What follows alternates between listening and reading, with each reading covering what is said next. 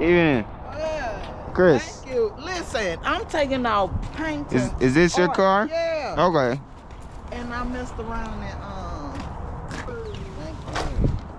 everybody else trying to charge your fucking arm and a leg. Like I said, my car usually don't It don't do that. it don't like it if I left the keys in the trunk before and I tried to shut the trunk in the trunk, you know how the trunk just pop up, keep popping up. Yes, ma'am. It wouldn't lock. Okay.